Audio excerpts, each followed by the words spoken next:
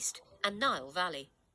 It played a conspicuous role in the cultures of ancient Egypt and in Babylonia.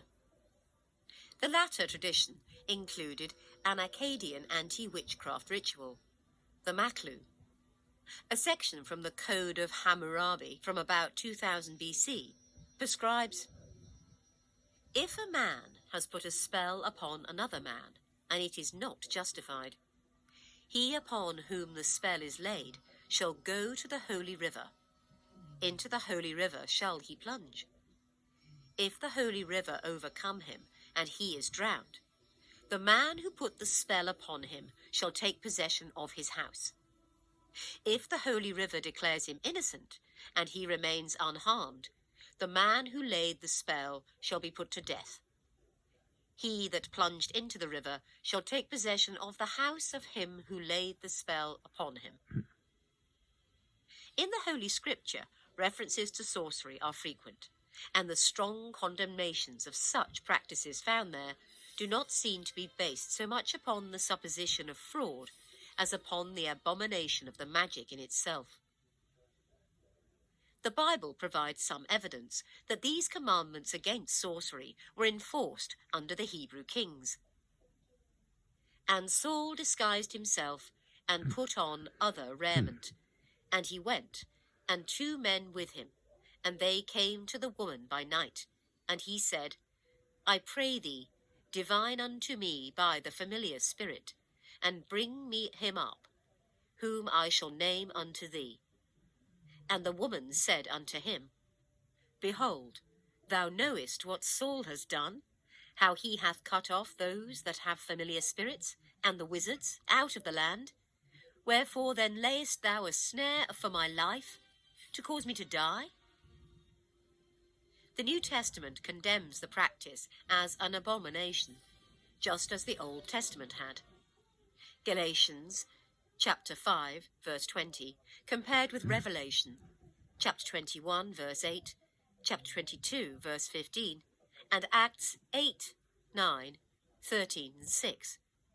The word in most New Testament translations is sorcerer, sorcery, rather than witch, witchcraft.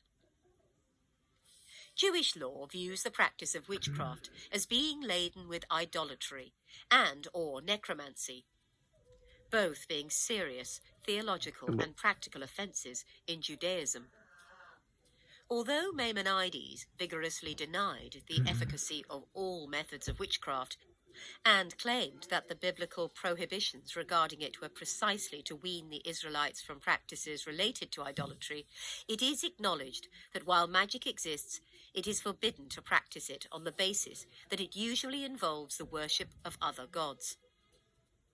Rabbis of the Talmud also condemned magic when it produced something other than illusion, giving the example of 2 men who use magic to pick cucumbers. The one who creates the illusion of picking cucumbers should not be condemned, only the one who actually picks the cucumbers through magic. However, some of the rabbis practiced magic themselves or taught the subject. For instance, Rabbah created a person and sent him to Rav Zera, and Hanina and Hoshea studied every Friday together and created a small calf to eat on Shabbat. In these cases, the magic was seen more as divine miracles, coming from God rather than unclean forces, than as witchcraft.